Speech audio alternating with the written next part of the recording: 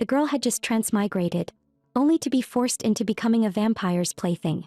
Though each of them was impossibly handsome, she knew all too well that as a human she was nothing more than meat on the chopping block. To stay alive she would have to win them all over. Her name was Huluobe, the bride of this wedding. A wedding was supposed to be joyful and festive, yet the guests below looked cold and detached, the atmosphere heavy, as if this were a funeral, not a wedding. Even stranger, on the way to the vampire castle, she lay inside a coffin filled with fresh flowers.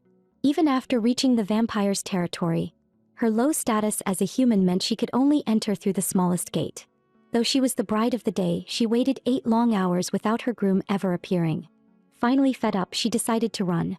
Just as she thought she had escaped, a guard seized her and dragged her back. From the moment she was sent off to be married, she was destined never to return to the human world. She had become a sacrifice for peace between the two races. Only by staying here could war be avoided. Since there was no escaping this fate, she chose to face it head-on. Early the next morning, she learned from the guards that whoever won the Dracula tournament would take her as his wife. Everyone knew the winner would be Duke Ansel. As the Empire's marshal, his combat strength was unmatched. Even so, another duke still stepped forward. She was the only woman among the 4 dukes and had loved Ansel since childhood. Determined to stop him from marrying a human princess, she decided to give it her all. What she didn't know was that Ansel, who pursued victory his entire life, had never known defeat, and this time was no different. Catherine was quickly defeated. With no suspense at all, Ansel claimed the championship. Yet when faced with his future wife, he showed Huluobe no kindness at all. He even allowed his subordinates to deliberately make her late to the engagement banquet. But he still underestimated this human girl. Just as he was about to announce the start of the banquet, a sharp "wait" rang out and Huluobe actually arrived. Strangely enough, her feet were covered in scratches and her dress was stained with blood. To make it to the banquet on time, she had chosen to cut through the rose garden. Even as the thorns tore into her skin and blood soaked the hem of her dress, she insisted on arriving as scheduled. And so she finally danced with Ansel. Before long, a sharp pain suddenly shot through her. And when she looked down, she realized her wounds had split open. Ansel noticed it as well. Yet as her groom, he showed no concern at all. He even demanded they switch to a runway-style dance. She knew perfectly well that Ansel was deliberately toying with her. Still, she chose to endure it. Unexpectedly, blood began to drip from her wounds, releasing a rich, intoxicating scent. The vampires at the banquet quickly caught that fragrance, and Ansel was no exception. Under the influence of her blood, she suddenly looked breathtaking to him, and he couldn't resist the urge to lean in for a kiss. Fortunately, Duke Lynn pulled her away at once, insisting that she needed immediate treatment. Ansel, however, refused to let her go. The next second, both men seized the girl's wrists, their gazes clashing in open confrontation. Luckily, Catherine stepped in and stopped them. Seeing this, Ansel had no choice but to let her leave. After returning to her room, she learned from the servants that His Majesty would personally summon her the next day. Yet when the day came, she discovered her foot had swollen to an alarming degree. Even so, she still chose to attend the banquet. The more they wished she wouldn't appear, the more determined she was to show up. Limping, she made her way into the hall. There she saw Catherine already seated beside Ansel, right where she was supposed to be. With no other option, she took another empty seat. But the moment she sat down, the other dukes all looked shocked. An enraged Ansel even turned his blade toward the girl. Before she could react, blood began to slide from her wounds. It turned out the seat she had just taken belonged to the vampire queen. Thus a mere human, how could she possibly sit there? Just as the blades were about to fall upon her, His Majesty suddenly entered the hall. He saved the girl who had collapsed to the ground. With a single command from the Emperor, everyone immediately took their seats. His Majesty asked Ansel when he planned to marry the girl. Everyone expected Ansel to stall, yet he answered without hesitation, "Tonight." Though it was rushed and abrupt, the girl still agreed. When night fell, under the witness of the full moon, the wedding ceremony began. Ansel said the words of consent, even exchanged rings, yet deep down he held nothing but disdain for the girl. As punishment for her offense of defiling the queen's seat, he decided to leave her alone in the graveyard, something unheard of throughout history. Rumor had it that in this world, human girls who married vampires never lived past 30. More disturbingly, none of them met a good end. To change such a fate, the girl resolved to make the vampires fall in love with her. Only then could she survive. Though she had just married Ansel, he utterly despised her and even left her alone in the graveyard. This clearly couldn't continue. After some thought, the girl decided to start by winning over his stomach. But having never cooked before, the cake she made was truly hard to look at. Ansel took just one glance, then immediately ordered the soldiers to seize her, accusing her of attempted assassination. What's more, he even convened a full tribunal determined to have her punished by the law. Just as the judge was about to deliver the verdict, Duke Lynn stepped forward. He chose to put himself to the test, personally tasting the cake the girl had made. Though it tasted awful, there was indeed no poison in it. Lynn argued that the girl deserved a chance to explain herself. It turned out she had baked the cake simply to please Ansel with no malicious intent. After learning this, Ansel decided to release her from prison. Yet he had no intention of letting her off so easily. The moment she was freed, he ordered his men to take her straight to the kitchen. If she failed to learn how to cook, she would be torn apart by 5 horses. With no other choice, she braced herself and began to learn. But the moment she saw the delicious desserts before her, her mouth instantly watered. Just as she reached out, she was immediately stopped. The one who intervened was the head chef. She ordered the girl to first prepare 1,000 portions of ingredients in exact proportions. Otherwise, no meals at all.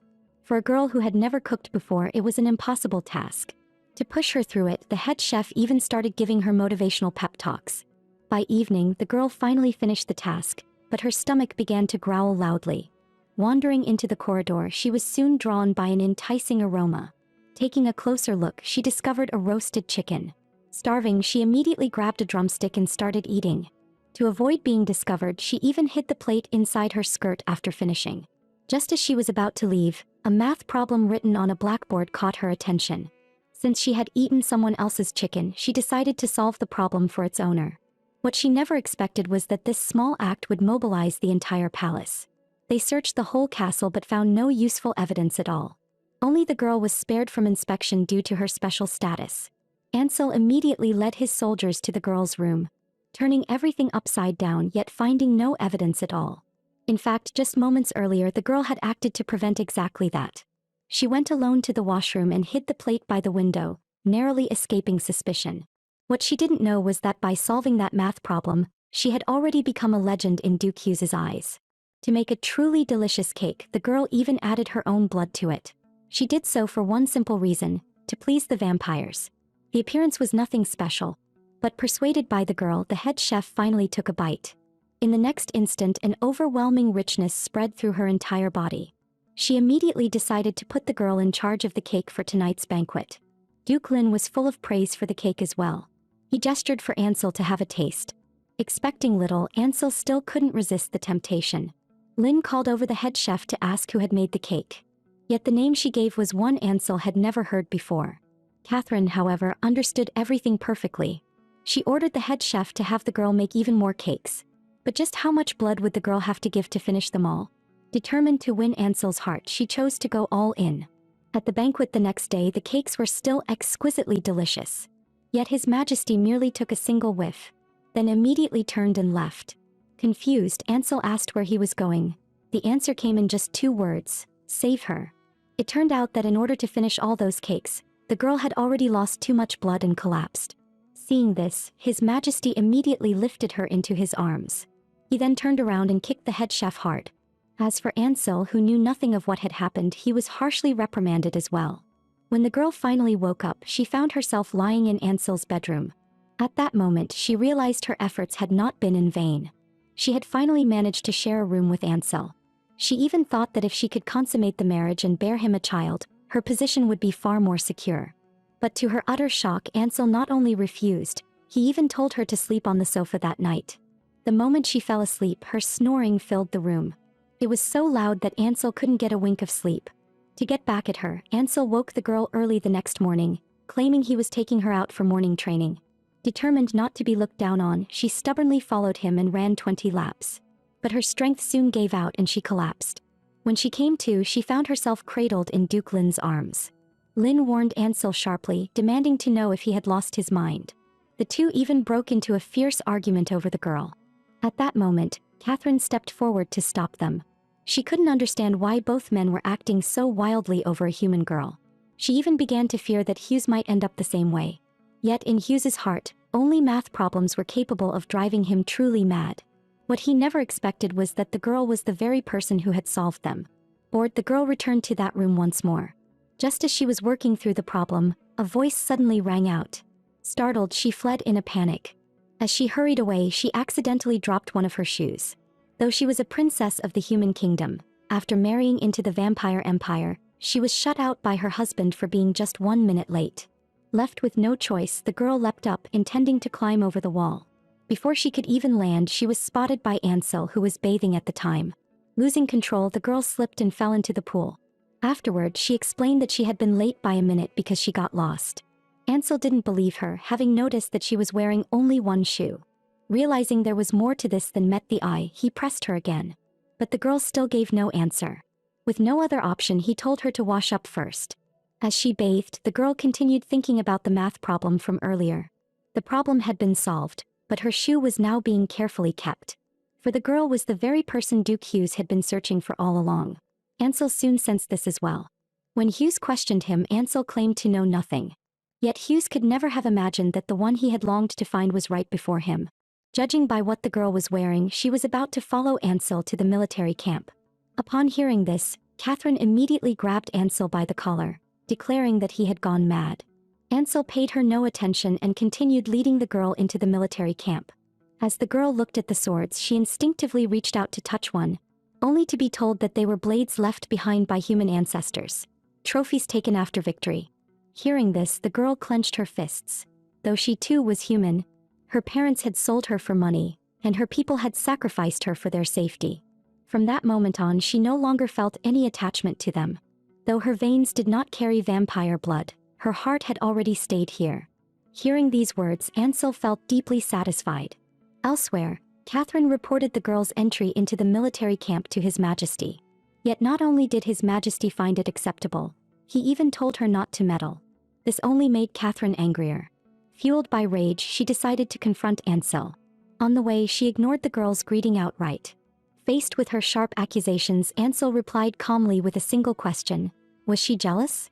Catherine was left speechless. Had she married him back then, Ansel would never have taken a human bride, and now whatever the girl said no longer mattered. Yet the girl heard every single word. Catherine soon noticed her as well. She warned the girl that from the moment they were born, the four of them had always done everything together. Even if the girl had become Ansel's wife, she would still remain an outsider to them. Only then did the girl truly realize it. Whether it was food or daily habits, she was still human, still an outsider.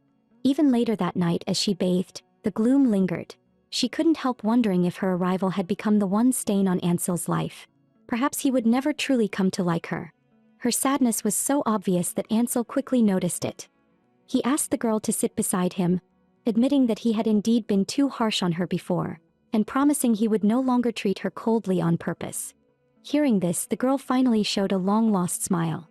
Though she was a princess of the human kingdom, after marrying the king of the blood clan, she was constantly met with jealousy, and even her most trusted guard had betrayed her.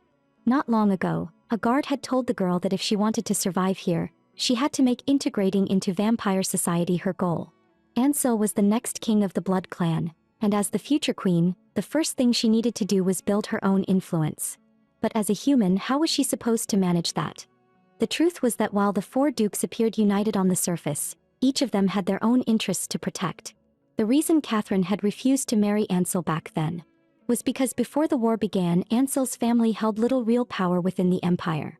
Only after the outbreak of war between humans and vampires did Ansel's family truly rise. By then, however, Catherine was already filled with regret. Since Ansel had accepted the girl's presence, what she needed to do now was start building connections. That evening, the girl told Ansel she wanted to host a tea gathering in her own name.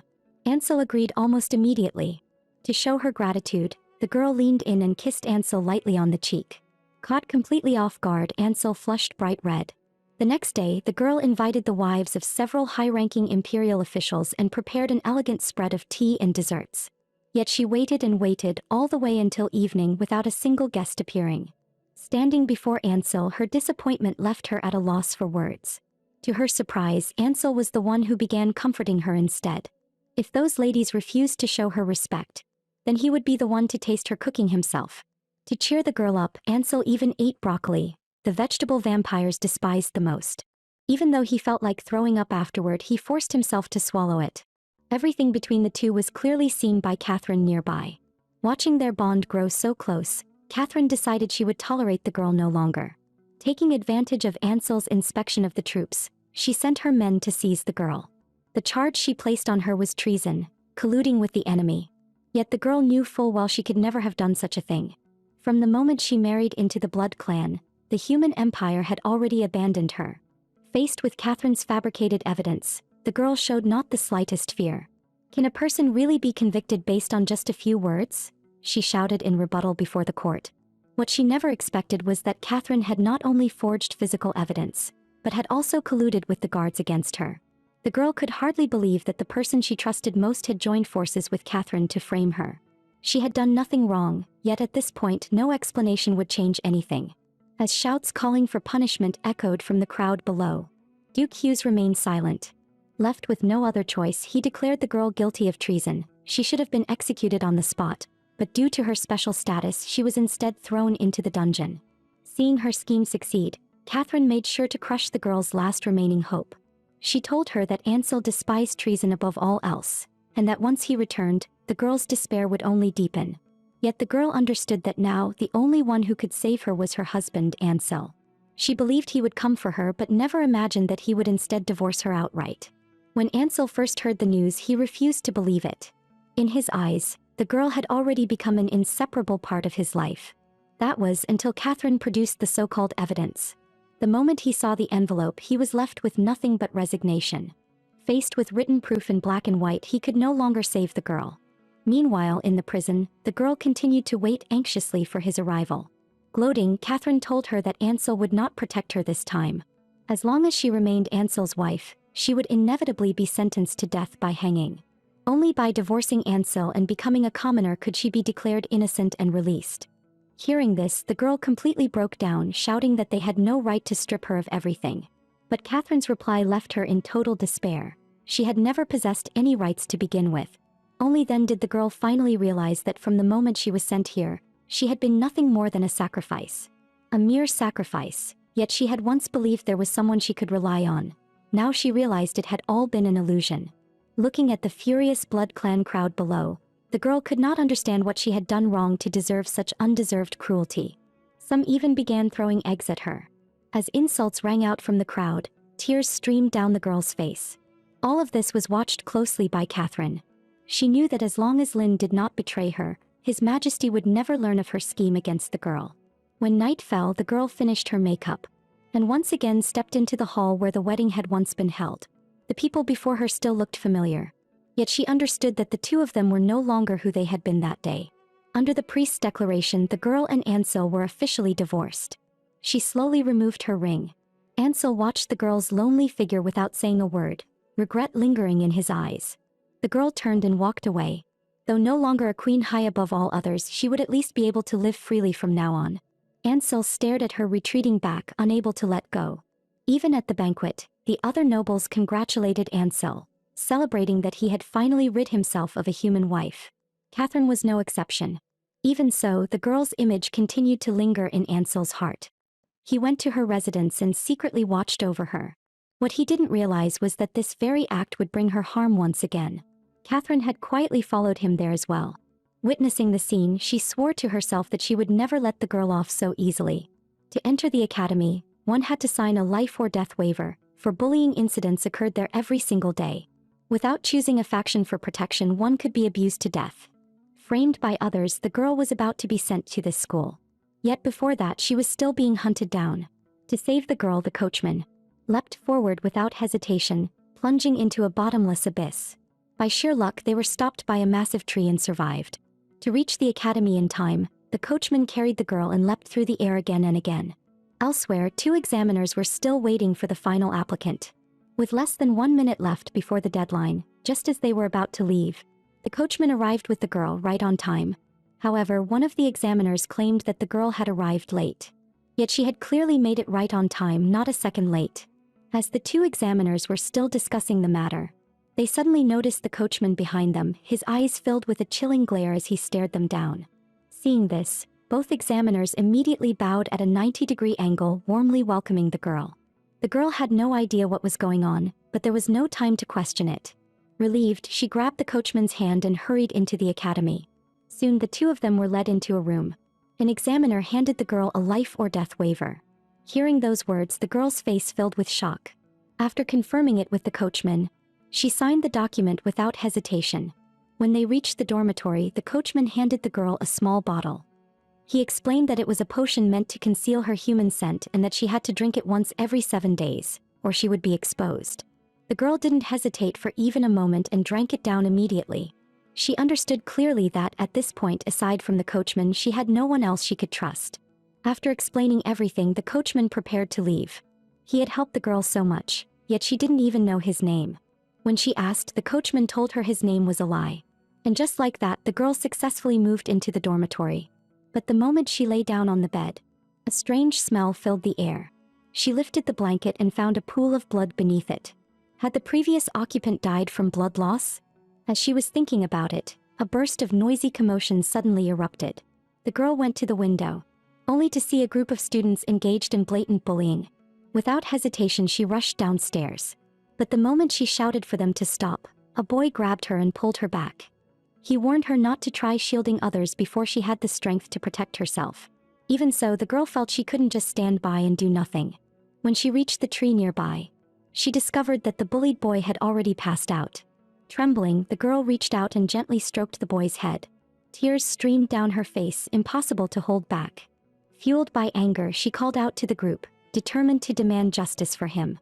But they sneered back. What right did she have to stand up for anyone? Just a third-generation blood, who did she think she was to make a scene? In this academy, without choosing one of the 4 great families as protection, there was only one ending: death. Trapped in such a brutal environment, how was the girl supposed to survive? To seek justice, she even chose to face the bullies alone. Yet even then, she couldn't solve the problem. Instead, she placed herself in even greater danger. To protect her, the boy slipped a small note through the door, telling her not to attend class for the time being. The girl understood his concern, but she also knew she couldn't hide forever. If she wanted to stand her ground in the academy, she had to face it head-on. Soon, she walked into the classroom and attended her very first lesson. From the instructor, she learned that sacred blood vampires were not necessarily born that way. Through effort after birth, one could still become sacred blood, though the chance was less than 1%. The instructor believed that anyone sitting there had already put life and death aside. Soon, he handed out the test papers and announced the entrance exam. For a human, if the test were about vampire knowledge, the girl should have been completely lost. Yet when she examined the paper closely, she realized the questions were no harder than 3rd grade elementary level. Almost laughably easy. She finished the test early. To avoid drawing attention, she decided to rest her head on the desk and take a short nap. When she woke up, the exam was already over. She handed her paper to the instructor. Watching her walk away, the instructor wondered who she truly was. Someone even His Majesty chose to protect. But the moment he saw her answers, everything became clear. Soon, the freshmen's results were posted publicly. The girl didn't even bother to look, knowing full well she would be ranked first. The boy asked which family she planned to choose. Her answer was the same as before: none of them. She believed she could take first place in every subject.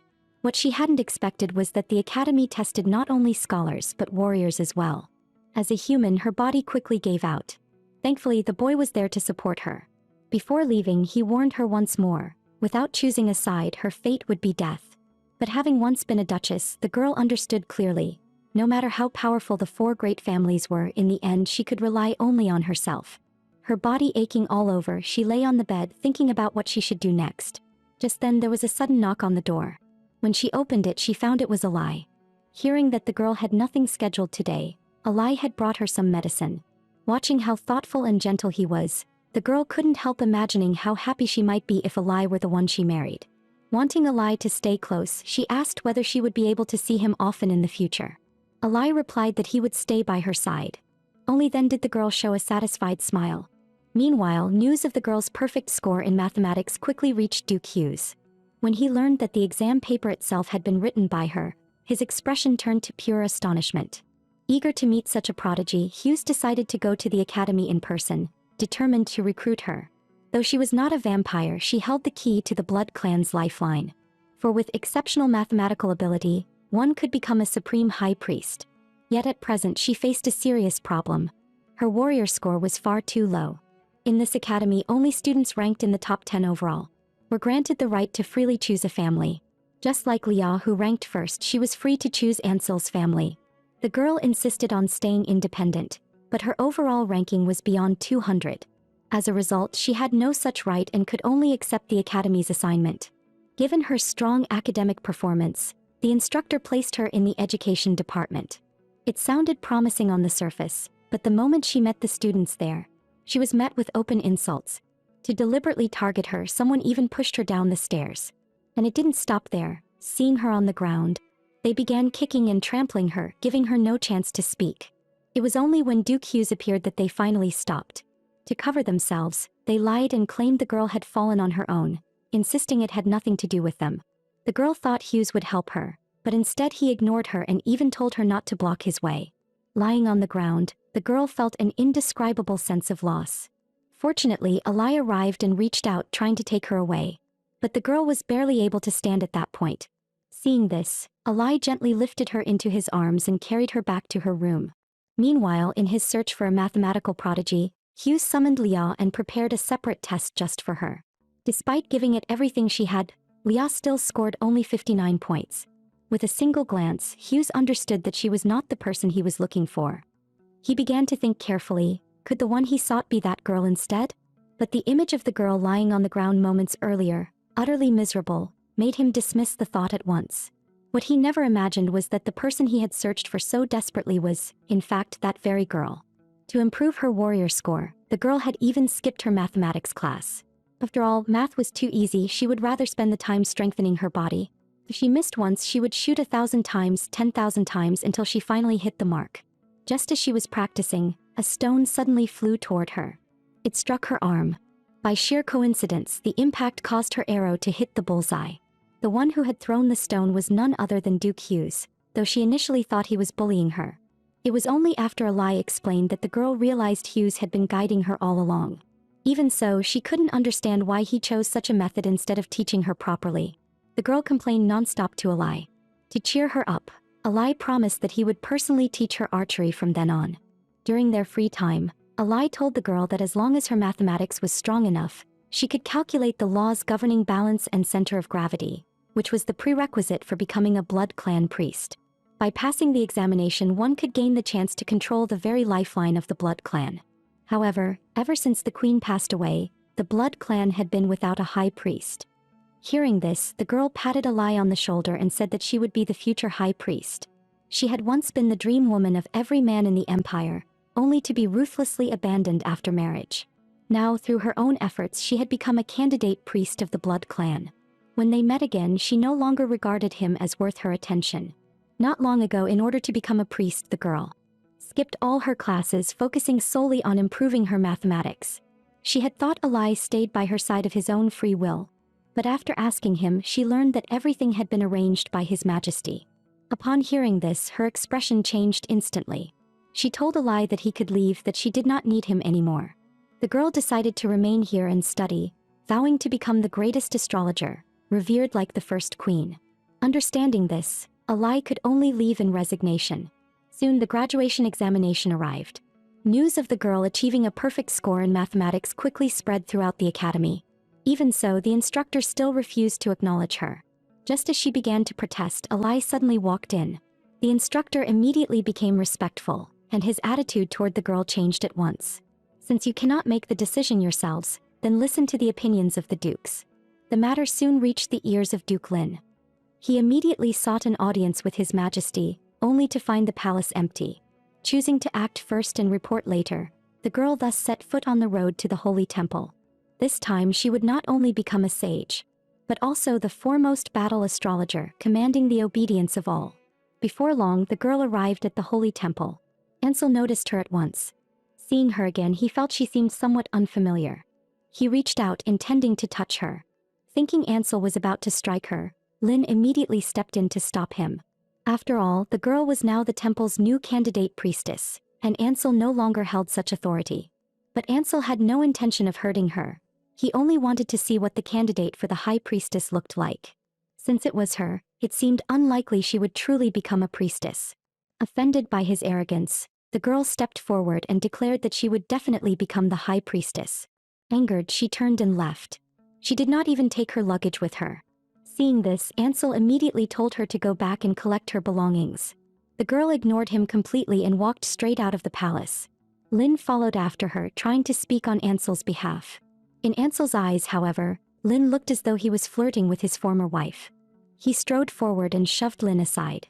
Lynn quietly warned the girl that acting like this would only make him feel humiliated.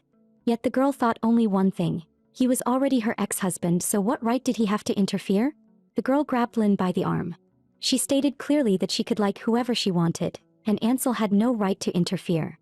Hearing this, Ansel grew even angrier and warned Lynn to stay away from her. Instead, Lynn pulled the girl into his arms. Right in front of Ansel, he confessed his feelings to her. "But tell me, from childhood until now, when have you ever beaten me?" Ansel said confidently. The two immediately confronted each other. Yet neither of them paid any attention to how the girl felt. With a dark expression, the girl declared that she would choose neither of them.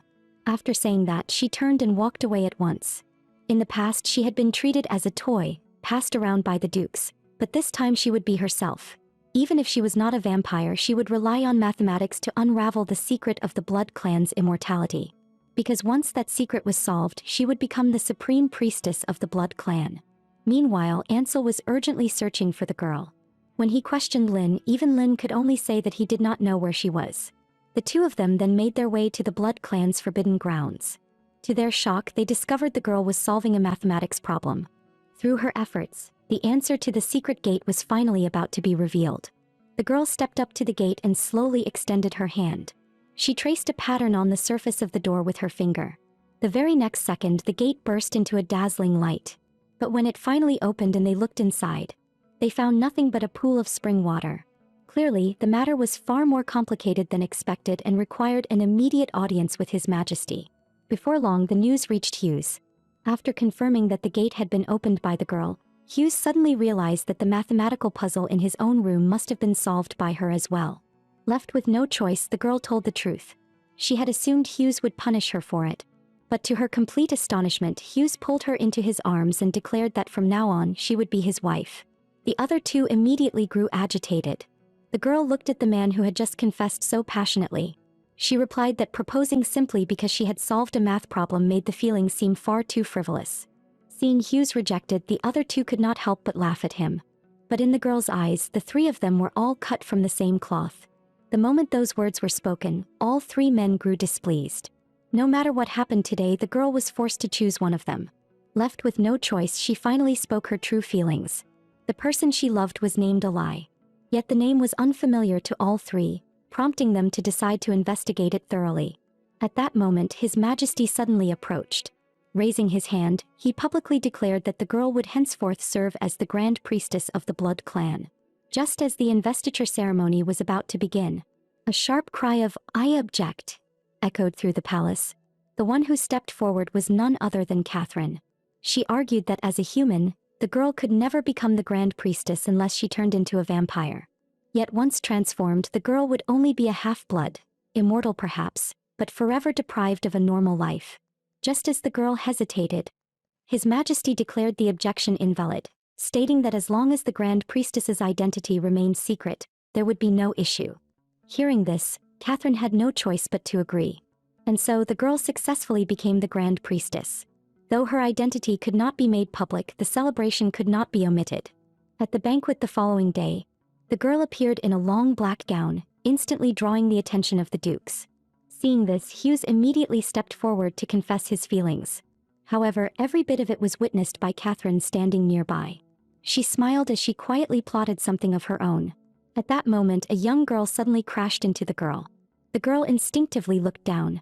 The young girl clutched her chest with both hands and collapsed in front of her. In the girl's hand, a dagger had appeared out of nowhere. Staring at the fallen girl in shock, she was overwhelmed with panic. She had done nothing, yet was being framed as a murderer. The facts were right there for all to see. Everyone had witnessed the scene. After learning that the deceased was Hughes's fiancée, the girl immediately stated that she had no reason to kill her. However, the victim's parents could no longer restrain themselves. Driven by their emotional outburst, Catherine demanded on the spot that the girl be thrown into the dungeon at once. Soon after, both Ansel and Lynn stepped forward. Hughes did as well. He explained that as long as the girl agreed, he would marry her immediately, making it pointless for her to murder the young woman. Hearing this, both Lynn and Ansel nodded in agreement. Witnessing this, Catherine completely lost control, angrily questioning whether they would truly turn against her for the sake of a human girl. Ansel replied bluntly that she had gone too far. If Catherine insisted on convicting the girl, then Hughes, as the chief judge, would report the matter directly to His Majesty. With the situation having reached this point, the victim's parents had no choice but to concede. Even so, Catherine refused to let it go, granting only 5 days. If the truth was not uncovered by then, the girl would pay with her life. Determined to prove her innocence, the girl accepted without hesitation. Yet during those 5 days, Catherine had no intention of letting her off easily. To poison the girl, she even bribed a servant close to Lynn. Just as the girl was about to drink, Hughes immediately stopped her.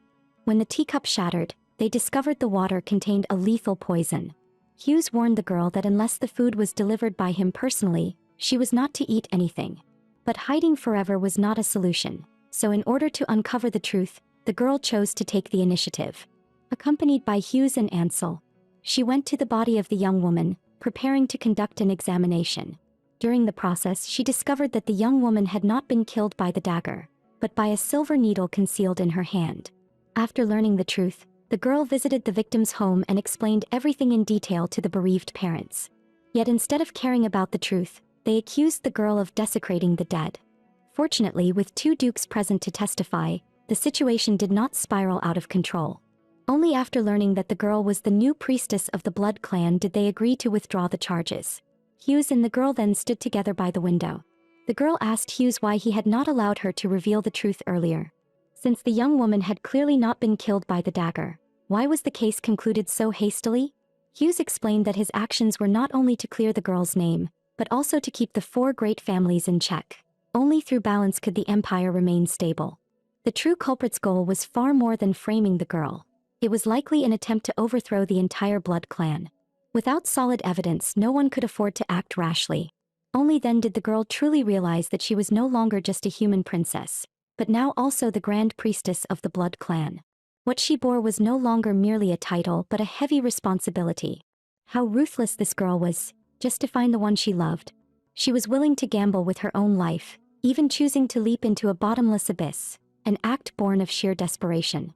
Not long before, in search of evidence, the girl had gone alone to the memorial hall. The sound of rummaging quickly alerted the patrolling guards. To evade capture, the girl hid beneath a coffin. When she opened her eyes, she discovered a small note affixed underneath. This, it turned out, was the true evidence behind the young woman's murder. Realizing the gravity of the matter, the girl decided to seek an immediate audience with His Majesty. What she never expected was that her movements had already been noticed by Catherine. To prevent the evidence from reaching the Emperor, Catherine decided to silence her permanently. Thus, on the girl's way back to the palace, assassins were dispatched to kill her. The girl knew all too well who wanted her dead. Fortunately, thanks to Eli's earlier help, she still had the strength to fight back. Before long, however, she realized she had fallen into a carefully laid trap. Meanwhile, news of the girl's disappearance quickly reached the dukes. To find her as soon as possible, Ansel ordered the entire city placed under lockdown, determined to locate the princess. Seeing how anxious the dukes were, Catherine sneered and mocked them, saying that mobilizing the entire Blood clan army for a single woman boded ill for the future. Not long after, the soldiers discovered traces related to the girl. What Ansel never expected was that the body brought before him appeared to be the girl's. Unable to believe it, Ansel trembled as he lifted the white cloth. Only then did he realize the deceased was not the girl, and he finally breathed a sigh of relief. It turned out that the girl had smeared blood onto her bracelet to signal that she was safe. Judging from the situation, she must have been rescued, but where could she be now? Although the girl had survived, the assassins continued their relentless pursuit. At the instant the blade was about to fall, she realized she had been saved once again. By scent alone, she immediately knew it was Eli who had rescued her. Yet no matter how she called out, Eli refused to reveal himself. To force him to appear, the girl decided to gamble with her life once more. She leapt forward, choosing to plunge into the endless abyss. At the critical moment, a white-haired youth with black wings rescued her. Though his appearance had changed, the girl could clearly sense that he was Eli. She had loved this man for 10 long years, never imagining that he was already married. In that instant, every beautiful illusion she once held shattered completely. This was a man who had saved her time and again, even tending to her wounds with patience. Yet how could someone who treated her with such care already belong to another? The girl still refused to accept the truth. She grabbed Ali's hand tightly. She questioned why he wore no wedding ring. Among the blood clan, marriage was sacred, that if he were truly married, how could he not wear one? Ali slowly raised his hand to his neck. From there he took out the ring. Staring at it, the girl found herself at a loss for words. After learning the truth, she apologized softly, choosing to treat everything that had just happened as nothing more than an illusion. On the way back, neither of them spoke a single word. When they reached the palace, the girl handed the evidence to Ali. In this palace, Ali was the only person she could truly trust. She believed he would personally deliver the evidence to the emperor. Once this matter was over, she and Ali would never meet again. The girl staggered forward along the road. Losing her balance, she collapsed to the ground. Even then, she murmured Ali's name under her breath. Goodbye.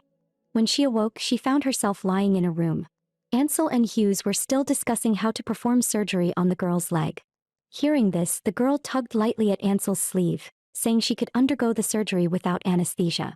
But the pain of broken bones was something even blood clans struggled to endure, let alone a human like her. Despite everyone's repeated persuasion, the girl still chose to proceed without anesthesia. Compared to heartache, physical pain no longer felt like suffering, but rather a form of release. Throughout the operation, the girl never cried out in pain. Even Ansel, a marshal, felt ashamed by comparison. Facing such a strong-willed girl, Ansel was filled with regret. But regret was meaningless now. The real question was how to win her back. To prove her innocence, he decided to attend the funeral alone, keeping it from the girl. What Ansel never expected was that every word he spoke was clearly heard by her standing behind the door.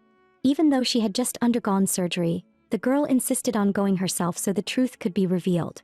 Seeing this, Ansel immediately ordered her to stay in bed and go nowhere. The girl simply shook her head, insisting she was going no matter what. Since she was so determined, the three of them had no choice but to think of a solution. Going wasn't impossible, it was just that the method might be a little unusual. The girl was still confused. In the next moment, she instantly regretted it. Because the Dukes placed her inside a coffin, anyone unaware would think it was her funeral. The Dukes arrived at the scene. They announced that the funeral would officially begin.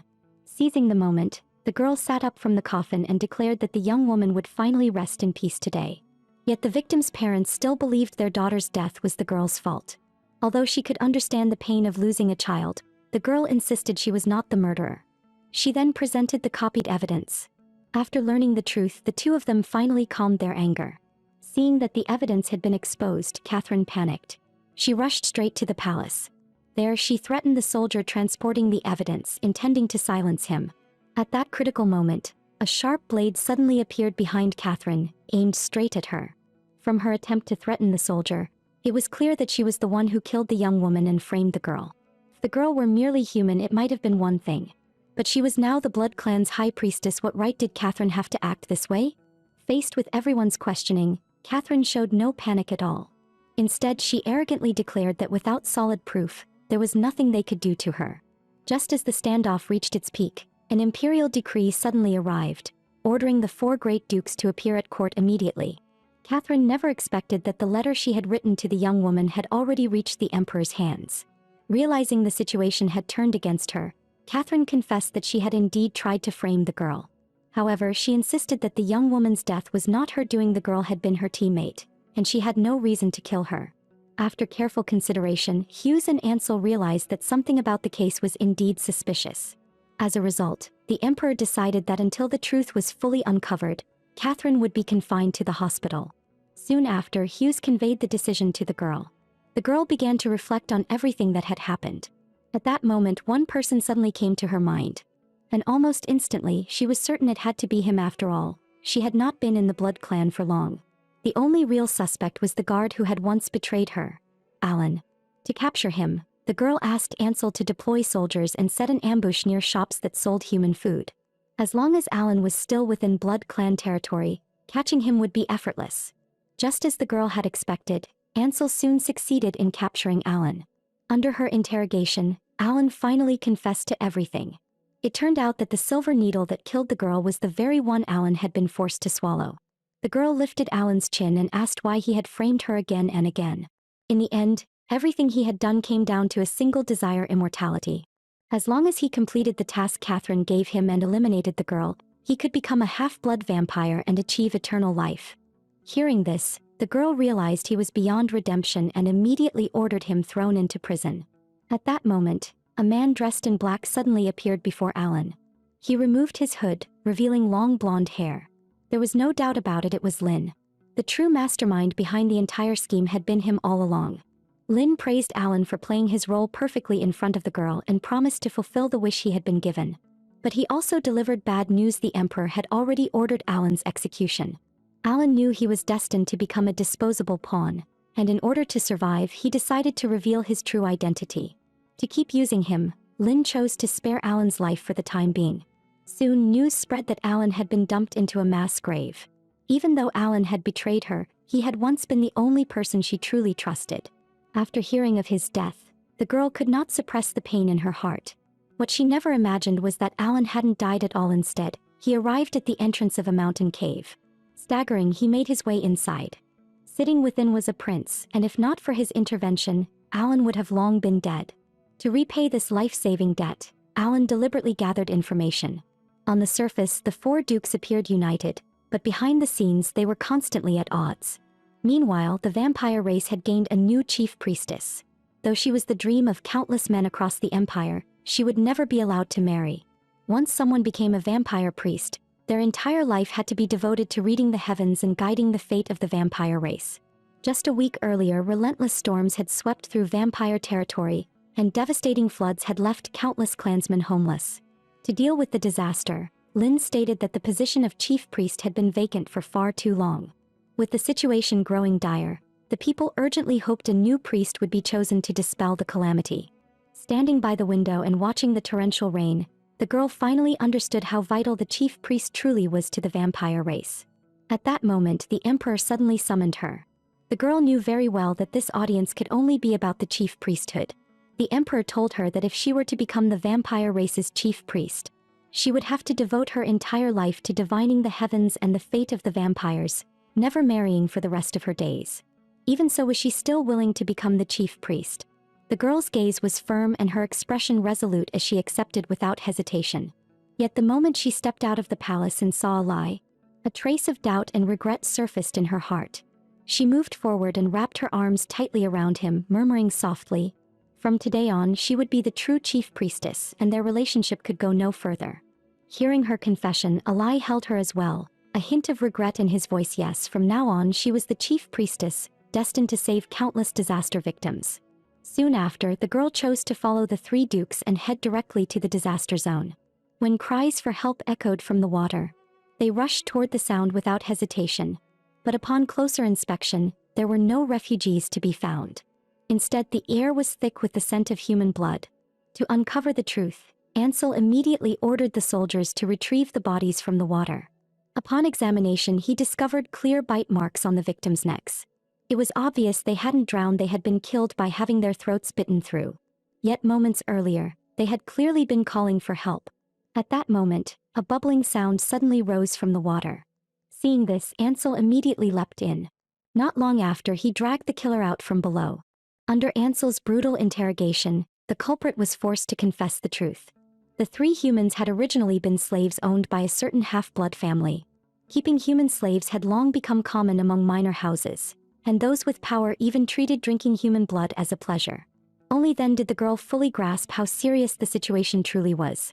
If this ever reached the human world, it could easily ignite another full-scale war between the two races.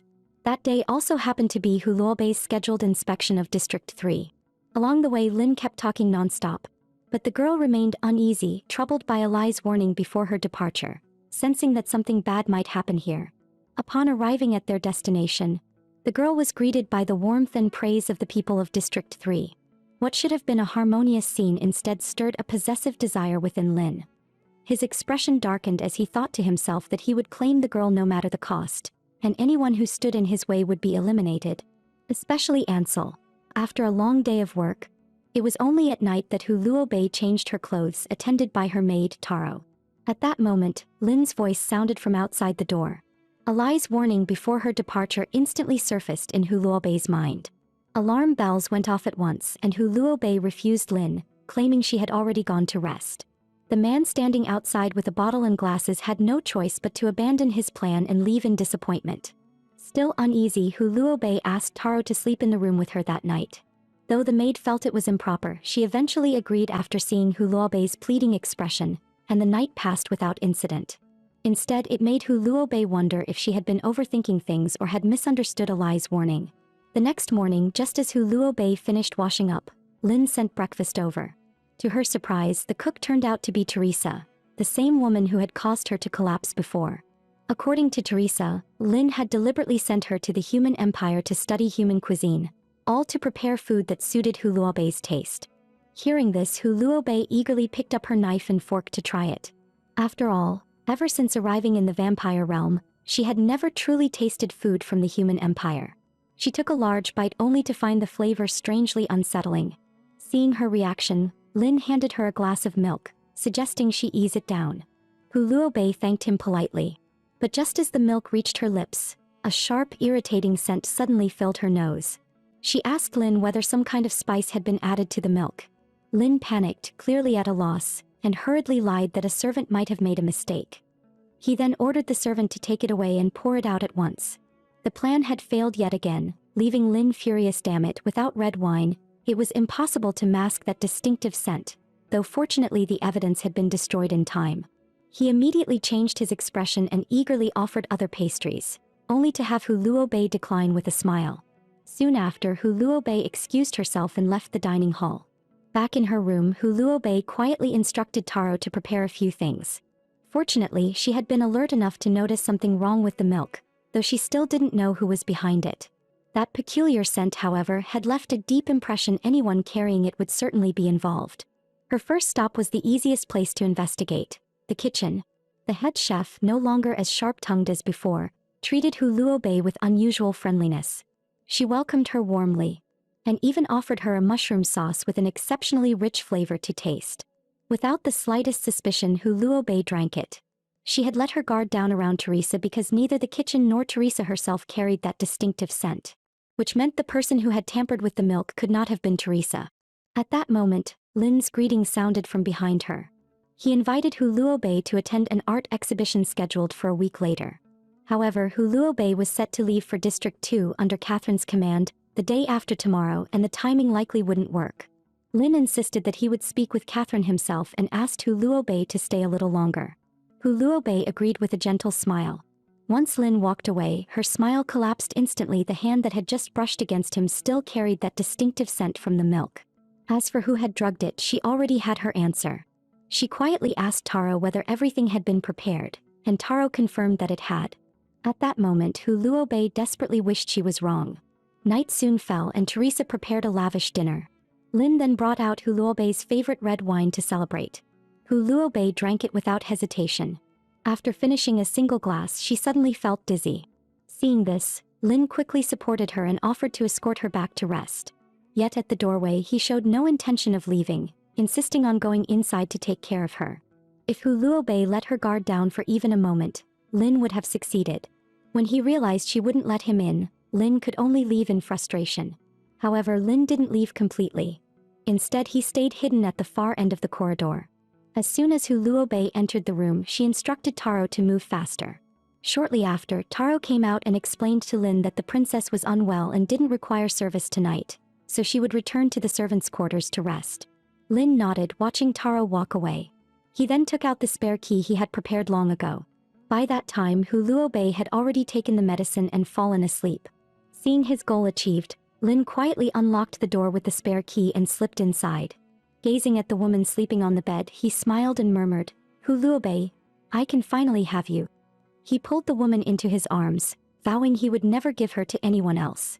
But to Lin's shock, Hu Luobei's voice suddenly sounded from the doorway. And when the woman on the bed removed her wig, it was revealed to be the maid, Taro. Only then did Lin realize he had fallen into a trap. He hurriedly tried to make excuses to distance himself, but none of them were enough to convince Hu Luobei, who had already been drugged earlier. Hu Luobei stared at Lin's panicked expression, utterly unable to believe it. What reason could possibly drive him to drug a woman? Hearing Lin's self-righteous excuses, Hu Luobei could no longer suppress the anger inside her. She shouted at him to stop talking and shut his mouth. To her disbelief, Lynn suddenly knelt down, begging for her forgiveness and claiming that his love for her was no less than answers. Those words only deepened Hu Luobei's disappointment. She couldn't understand what right he thought he had to say such things. Without saying anything more, she turned away, leaving behind only a lonely silhouette as she walked out of the room. Although Lin's actions had clearly crossed the line, he was still one of the four dukes. For the sake of the empire's peace and stability, Hu Luobei decided not to pursue the matter further, asking only that he keep his distance from her in the future. She also instructed the maid not to tell anyone about what had happened, especially Answer, because if he ever found out, he would never let Lynn off the hook. Overwhelmed and exhausted, Hu Luobei just wanted to be alone for a while. After sending Taro away, she finally broke down and cried in secret. At some point, Alai had quietly come to stand behind her. Seeing Hu Luobei's shoulders trembling as she sobbed filled Alai with pain. He gently comforted her, telling her that this situation was never her fault, it was Lin's. Hu Luobei slowly stopped crying and turned around. When she saw it was Alai, she finally let her grievances spill out, asking how Lynn could do something like that, when she had always treated him as a friend. Alai admitted that once he sensed Lin's intentions, he had planned to protect Hu Luobei from the shadows. What he hadn't expected was that Hu Luobei had already protected herself so well. He gently stroked the girl's head, his voice just as soft, telling her not to cry. Lynn should have reflected on his actions by now. They would proceed as planned and head to District 2 the day after tomorrow. That day happened to be when she would face her former rival, so the girl was carefully dressed up. Wearing a sharp, tailored uniform, she lost nothing to Catherine in either looks or presence. She was determined to win in sheer momentum alone. Speak of the devil, and she appeared. Catherine wasn't wearing her usual uniform, but instead a striking red gown that made her look elegant and refined. The moment their eyes met, the air grew awkward, as if the two of them together carried hundreds of unspoken stares. Even Lynn couldn't help but think to himself that the scene was nothing short of spectacular. Catherine was the first to regain her composure and urged the girl to hurry along. Just as the girl turned away, Lynn suddenly reached out and grabbed her arm. He apologized once again for drugging the milk days earlier, hoping she could let bygones be bygones and visit District 3 again. For the sake of the Empire's stability, the girl chose to keep the truth hidden and maintained only a superficial friendship with Lynn. After getting into the carriage bound for District 2, she finally relaxed. She slumped back against the seat, only to be immediately scolded by Catherine for her posture. "Sit up straight. You look completely sloppy. I honestly don't know what Answer and the others see in you." Startled like a reprimanded child, the girl straightened her back at once. After that, silence fell between the two once more. The girl was the first to break the silence, finally voicing the question she had buried for years: why Catherine had always targeted her. At those words, Catherine sprang to her feet. She accused the girl of shamelessness, claiming she had stolen her fiancé and torn apart the bond among the four dukes who had grown up together. The girl showed no anger. Instead, she calmly asked whether Catherine's fiancé wasn't the very Answer she herself had once rejected for lacking status and power. As for the rift between the other dukes, wasn't it caused by Catherine's own unforgivable actions being exposed? The words struck straight at Catherine's deepest wound. Humiliated and enraged, she raised her hand and lashed out toward the girl. But Hu Luobei was no longer someone to be bullied. She caught Catherine's descending hand without hesitation. With a stern expression, she declared that she was now the Empire's High Priestess, an equal standing before the Empire, and demanded to know what right Catherine had to strike her. These two women had once been rivals, and whenever they shared the same space, conflict was inevitable. In the past, Catherine as a duke had always held the upper hand. But now the balance had clearly shifted.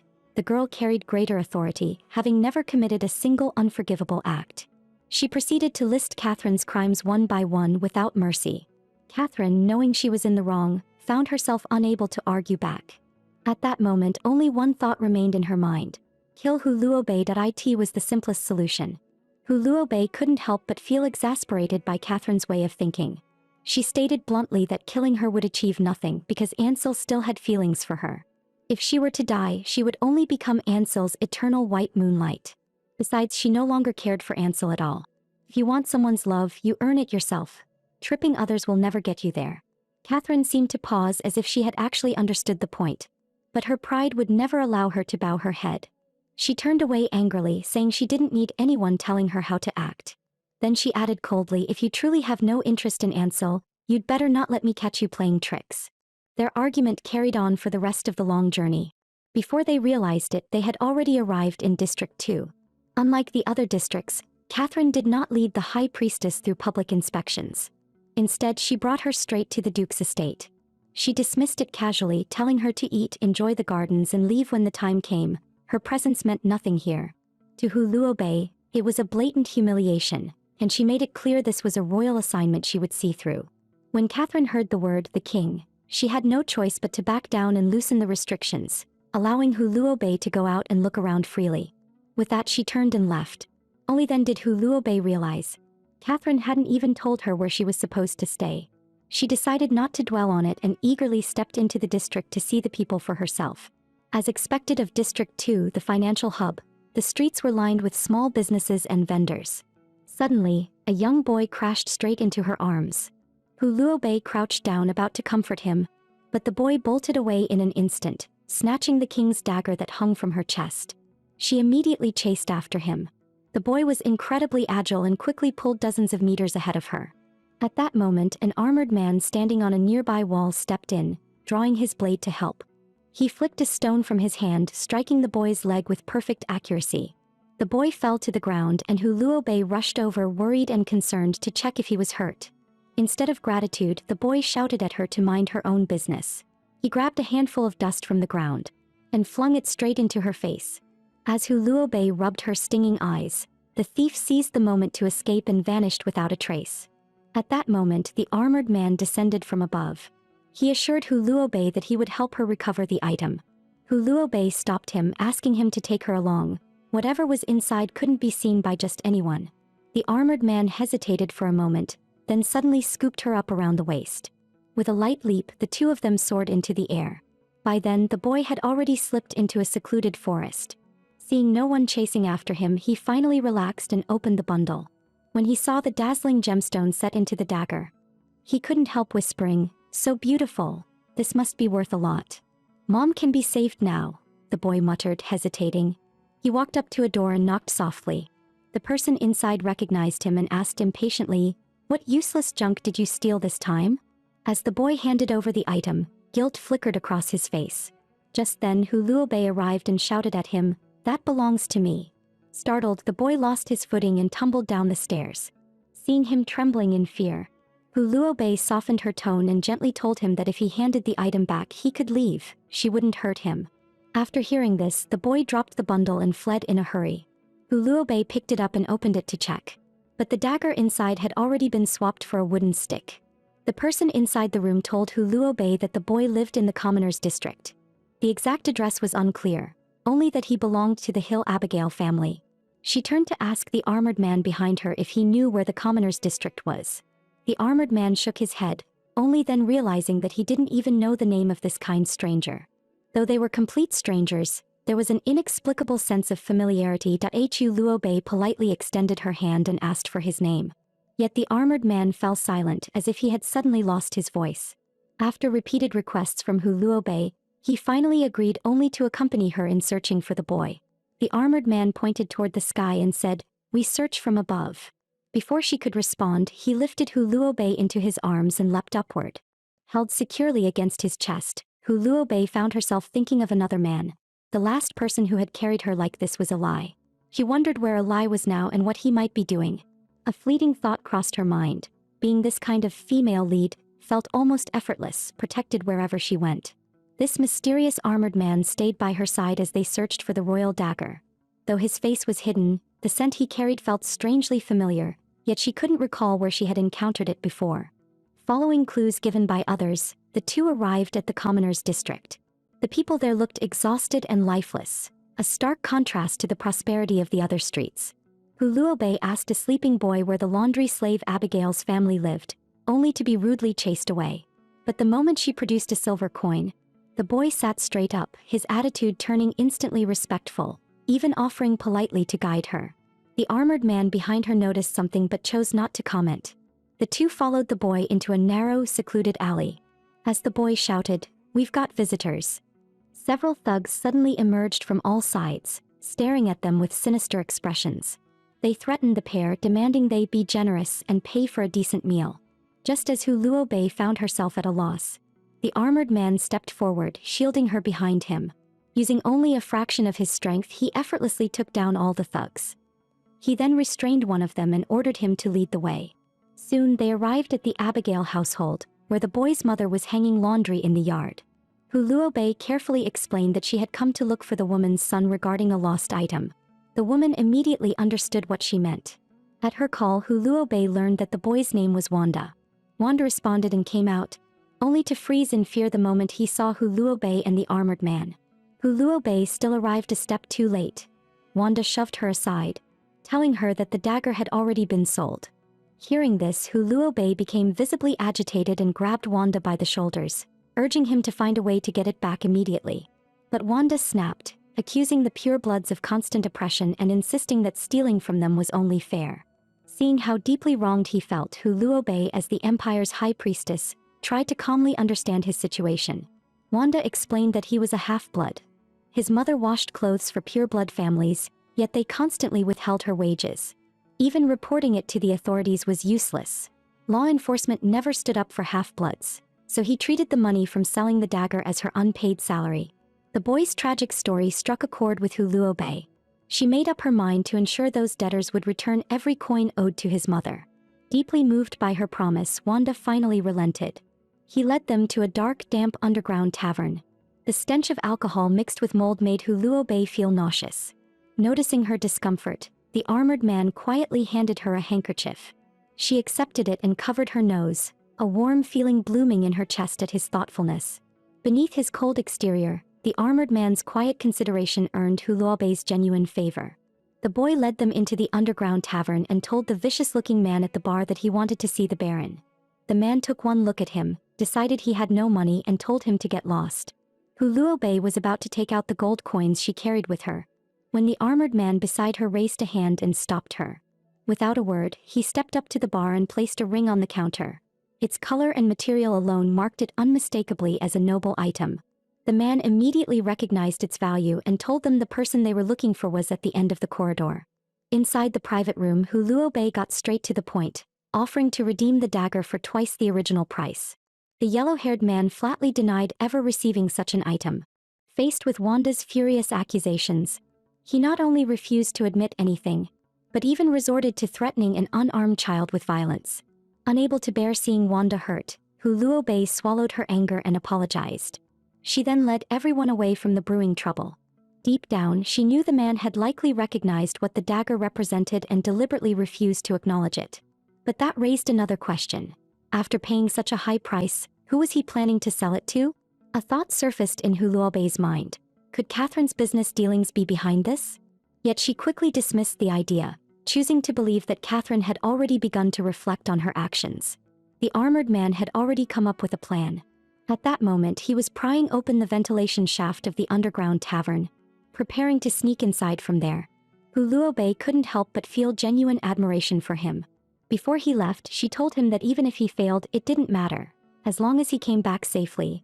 What kind of expression he hid beneath that armor, no one could tell. The two people waiting outside were each lost in their own thoughts. Hu Luobei debated whether she should seek Catherine's help, but feared Catherine might use it as an excuse to report her to His Majesty.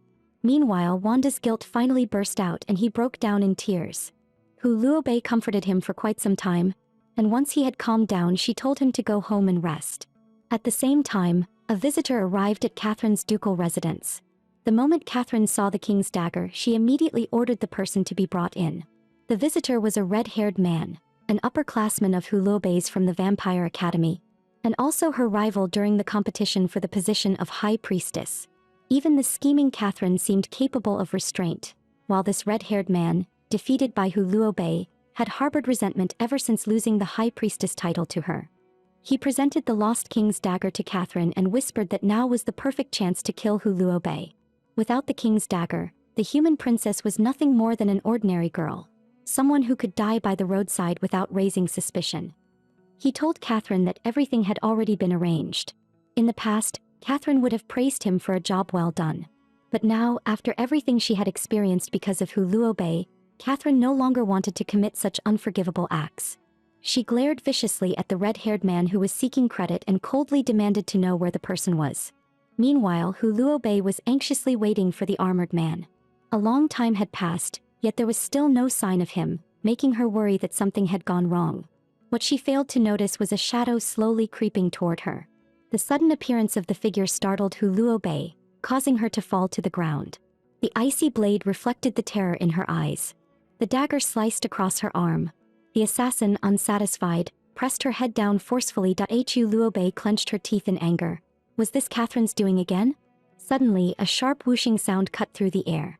The assassin in front of her was instantly splattered with blood. Huluobei thought it was Eli who had saved her and cried out his name in relief. But what she heard instead was Catherine's puzzled voice. Eli, who is that? Huluobei was still shaken from the scare. When Catherine grabbed her and pulled her away without explanation. But the armored man hadn't come out yet, and Huluobei pleaded with her to go into the underground distillery to look for a friend. Catherine complained that she was troublesome, yet still tore a strip of cloth to bandage her wound. She then told Huluobei to stay close, and the two entered the distillery together. When they asked about the armored man, the subordinates exchanged glances, no one daring to speak. Catherine shouted coldly, "The high priestess is asking, speak now." A trembling ringleader stepped forward, clutching his bruised face as he explained that the armored man had been discovered in the treasure vault, knocked down the witnesses and escaped through the skylight. Hearing this, Huluobei finally relaxed. Just like him. Catherine told her not to worry. Huluobei tried to say more, but Catherine cut her off. "You're injured and still worrying about others. If you're not leaving, I am." Unexpectedly, Catherine proved sharp-tongued but soft-hearted, having not only rescued Huluobei, but also treated her wound. As they exited the distillery, Huluobei thanked her. Catherine returned to her usual pride. "A thank you from the high priestess. I can't afford that." Huluobei was still upset, but Catherine had become easier to talk to, and after helping her so much, a simple thank you felt like settling the score. She just didn't know where the armored man had gone. Turning back toward the dark alley, she thought quietly, "Please come find me." What she didn't know was that the armored man was watching her from the shadows. Seeing Huluobei's slender figure, he felt a wave of relief. "Thank goodness you're safe." Back at the Duke's estate, Huluobei was enjoying a warm bath, when she suddenly thought of the armored man who had taken such careful care of her, and wondered whose face lay beneath the mask. That ring was clearly noble in origin. Could it have been Answer? She asked the maid where Answer had been these past few days. Taro told her the Duke was conducting military drills in District 1, as each Duke had to prepare within their own territory. Huluobei lowered her gaze in disappointment. She really had been overthinking it. Answer was always cold and aloof.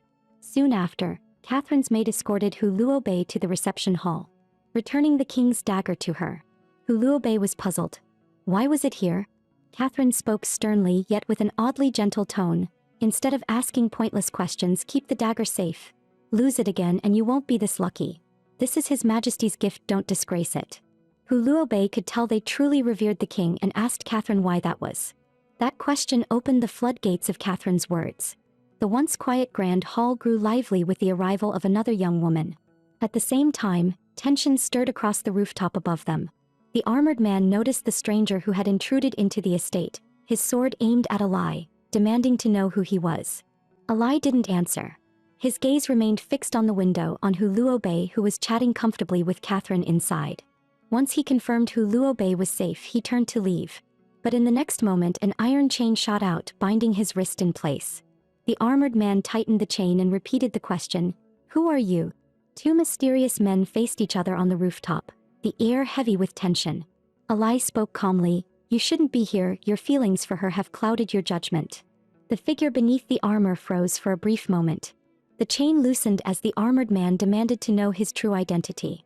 Eli finally explained that he was merely a knight tasked with guarding the high priestess, and that once Huluobei had secured her place he would leave.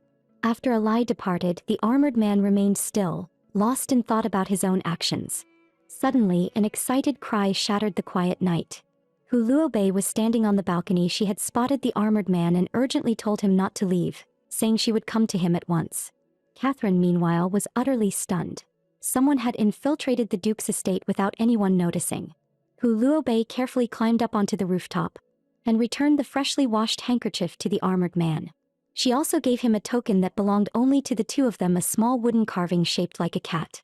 It was something Huluobei had carved herself earlier that afternoon. She told the armored man that if he ever needed help he could come to her with that token. Upon hearing this, the armored man immediately knelt on one knee saying, "It would be my honor," before taking his leave.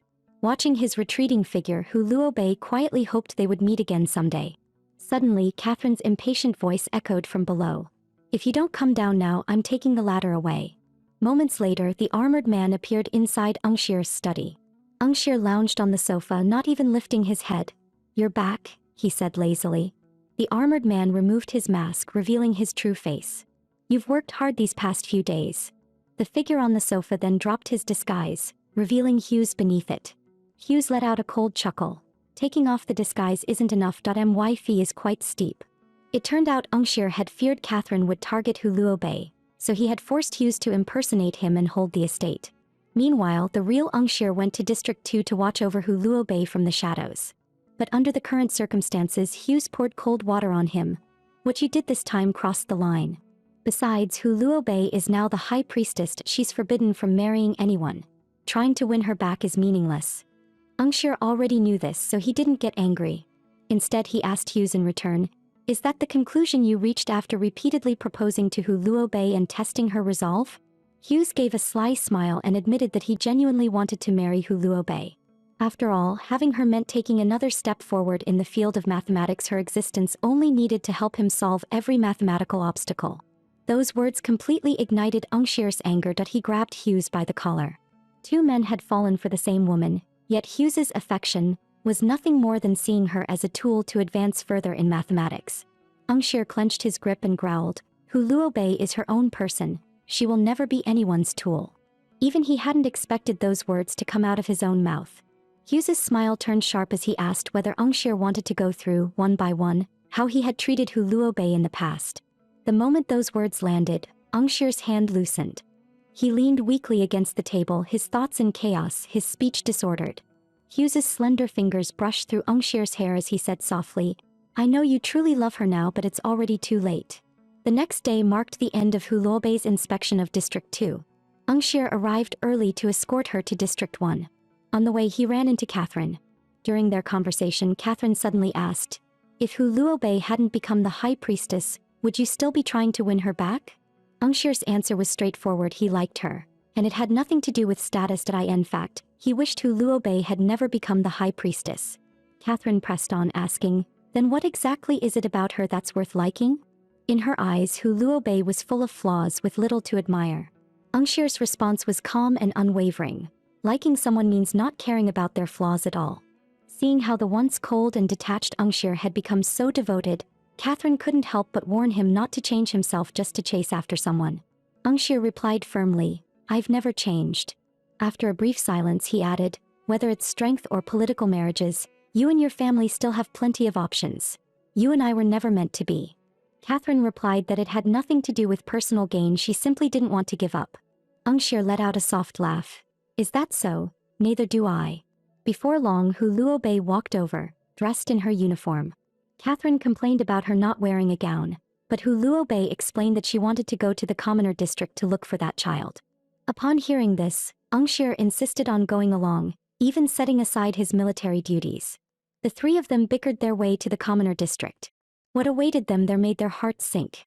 Overnight, the entire district had changed completely. Every single resident was gone. After returning, they reported the incident to Catherine, since it had occurred within District 2 under her authority. To their surprise, Catherine dismissed it outright, saying the district had few residents and that they were all half-bloods anyway, hardly a serious issue. Her implication was clear. Half-blood lives were not worth caring about. Hu Luobei immediately questioned what she meant by that. Growing impatient, Catherine shot back, "What does it have to do with you? I'll handle matters in my district myself." Standing nearby, Ungshir also urged Hu Luobei to leave. She forcefully shook his hand away. Hu Luobei accused Catherine of never taking half-blood affairs seriously. Catherine dropped all pretense, stating bluntly that she truly didn't care.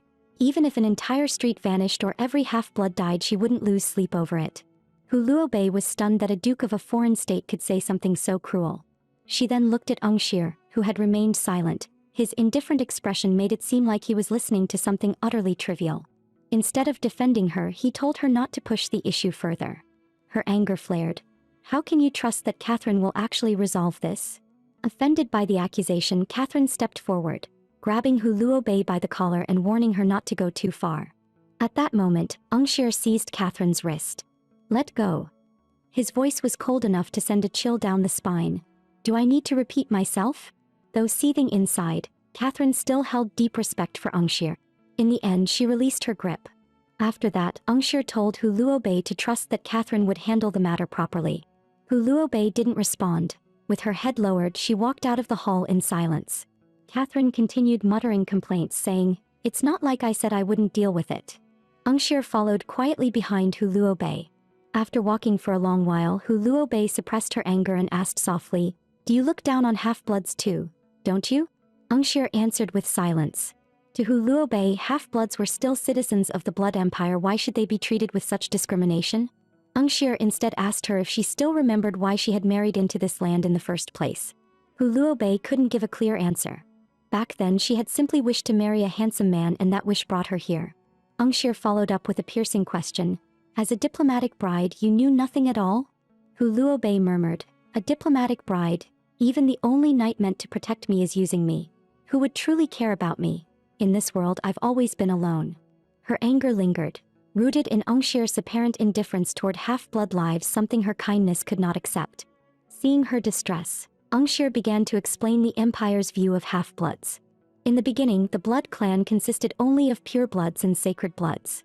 Half-bloods later emerged as the result of unions between humans and blood kin, possessing far shorter lifespans and weaker overall abilities. Even so, the king continued to treat them equally, allowing those of strong character and talent to rise to high office and serve as royal guards. What no one expected was that the half-bloods had secretly colluded with foreign powers, joining forces with the Byzantine Human Empire's army. From within and without, they launched coordinated attacks on the Blood clan's borders, causing devastating losses. Only then did Hu Luobei truly understand why Catherine said Ungshir would never forgive treason. As the war situation turned increasingly dire, the queen opened the gate of sacred authority. Empowered by its blessing, the Sacred Blood clan gained unparalleled strength and magic, turning the tide in a single decisive strike. From that moment on, the entire Blood clan came to revere the king and queen above all else. After the war, the two nations signed a peace treaty, which included a clause requiring the Blood Empire to take a Byzantine princess every 50 years. Even now, Ungshir found that agreement deeply unsettling. What made matters worse was that after the war ended, the half-bloods once again committed collective treason. Yet the king still chose forgiveness, issuing only lenient punishments and continuing to recognize them as citizens. At this point, Ungshir's emotions flared. To defect during wartime is an unforgivable crime. Even if His Majesty had ordered the execution of all half-bloods back then, it would not have been unjust. Realizing he had lost control, he immediately apologized to Hu Luobei. This was the first time she had heard these truths, and she finally understood the Blood clan's hatred toward war. But she had also seen half-bloods bullied, even killed. She had seen Wanda's tears and his sincere remorse. She couldn't bring herself not to sympathize with them. Ungshir understood this well, and he spoke to the conflicted Hu Luobei gently. You don't need to carry this burden. Your kindness and conviction are yours alone. Never feel ashamed of being gentle. Hu Luobei was deeply moved by his words. Ungshir lowered himself to one knee, his voice gentle as if soothing a child he cherished. The priestess's inspection schedule can't be delayed. Leave this matter to Catherine.